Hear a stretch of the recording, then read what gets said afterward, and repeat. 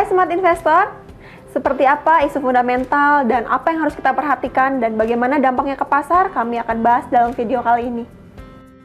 Ya, seperti biasa, jangan lupa subscribe, like, dan share video ini untuk mendapatkan informasi terupdate dari PT Valburi. Ya, seperti biasa, telah hadir di sini ada Pak Nanang. Apa kabar Pak Nanang? Kabar baik, Ibu Ika. Ya, untuk isu yang bisa diperhatikan minggu ini seperti apa, Pak? Baik, Ibu Ika. Dolar masih perkasa terhadap rivalitas mata uang utama dunia, saham dan komoditas pada perdagangan pekan lalu. Kenaikan yield obligasi Amerika bertenor 10 tahun mencapai level tertinggi dalam 1 tahun terakhir dan membuat indeks dolar bertengger pada area 92. Koreksi dialami oleh indeks utama saham di Wall Street dan berimbas pada kinerja saham di Asia pada perdagangan pagi hari ini. Harga minyak terkoreksi tajam pada perdagangan minggu lalu dan pergerakan emas pada akhir pekan lalu perlahan tapi pasti sudah menunjukkan perbaikan, namun masih dibayangi pelemahan. Ya, lalu untuk apa yang akan jadi perhatian pasar minggu ini, Pak? Di minggu ini, laju yield obligasi Amerika masih melanjutkan tren penguatannya setelah akhir pekan lalu mencetak rekor tertingginya yaitu 1,73%, yang tertinggi dalam 1 tahun terakhir. Potensi yield obligasi untuk area 1,9 sampai dengan 2% tetap terbuka, akan diujinya kembali di sisa perdagangan pada bulan ini. Kenaikan yield obligasi Amerika tidak lepas karena prospek pemulihan ekonomi di Amerika yang lebih cepat di tengah pandemi corona saat ini.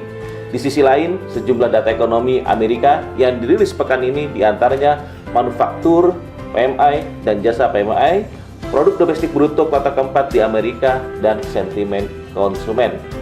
Untuk hari Senin, testimoni para anggota The Fed dijadwalkan padat awal minggu ini sampai dengan hari Jumat nanti. Pasar akan menantikan bagaimana pernyataan yang disampaikan oleh para anggota The Fed tersebut perihal kebijakan moneter Bank Sentral ke depannya.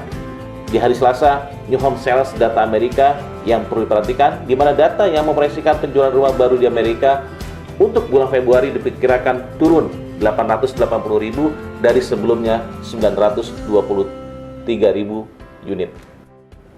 Hari Rabu, data servis PMI dan manufacturing PMI baik dari Inggris, Eropa, dan Amerika akan jadi fokus di hari ketiga pekan ini dengan tidak mengesampingkan data inflasi dari Inggris di jam 2 siang harinya. Hari Kamis, rapat kebijakan reguler Bank Sentral Swiss atau SNB diperkirakan tidak akan merubah suku bunga acuan pada angka minus 0,75%. Data mingguan Amerika, initial jobless claim, jadi perhatian karena diperkirakan adanya penurunan dari 737.000 dari sebelumnya 770.000 pekerja. Dan hari Jumat, penjualan retail dari Inggris untuk bulan Februari diperkirakan naik 2,2% dari sebelumnya minus 8,2%. Dari Eropa, yaitu Jerman, akan merilis data Ifo survei tentang sentimen dari konsumen untuk bulan Maret yang diperkirakan naik 93,1 poin indeks dari 92,4 poin indeks. Di malam harinya, data Amerika, yakni personal income, consumer sentiment dari Michigan University jadi perhatian di malam harinya. Ya, lalu untuk aset-aset yang bisa diperhatikan apa nih, Pak? Untuk USD masih terjajal pada area 1.1990. Waspadai penembusan dan penutupan di atas area tersebut karena akan membuka euro bergerak ke kisaran area 1.2000 sampai dengan 1.21.000. Sebaliknya, penutupan di bawah 1.1840 maka tekanan makin dalam terhadap euro ke area 1.1700 sampai dengan 1.1810. Untuk GBP USD, dua sesi perdagangan mengalami penurunan secara beruntun, di mana kini ujian GBP berada pada area 1.3790. Penutupan di bawah area tersebut akan memicu kejatuhan lanjutan dan potensi bergerak pada area 1.3600 sampai dengan 1.3740. Sebaliknya, kelanjutan closing di atas 1.3980 akan mencoba dimanfaatkan untuk GBP untuk kembali ke 1.40 sampai dengan 1.4160.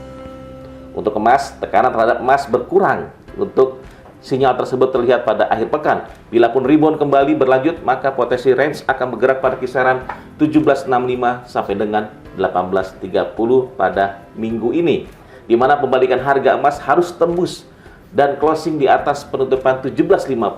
Sebaliknya penembusan area 1667 akan menghantam emas ke kisaran 1610 sampai dengan 1640. Bila emas kembali menembus area dan bergerak di bawah 1700. Ya, baik, terima kasih atas penjelasannya Pak Nanang. Sama-sama Ibu Ika. Ya, Smart Investor, yield obligasi masih menjadi penggerak penghutang dolar Amerika Serikat dan diperkirakan masih akan berlanjut minggu ini. Pasar akan cermati serangkaian data ekonomi manufaktur dan jasa PMI baik dari Eropa, Inggris, dan Amerika Serikat. Di samping itu, data GDP Amerika Serikat untuk kuartal 4 tidak luput jadi perhatian dengan tidak mengesampingkan padatnya jadwal pidato anggota The Fed selama sepekan ini. Dan selain itu, pasar akan memfokuskan rapat kebijakan Bank Sentral Swiss. Ya, demikian Smart Investor, semoga bermanfaat dan menjadi peluang untuk Anda pekan ini. Saya Ika Indriani. Saya Nanang Wahyudin. Sampai jumpa.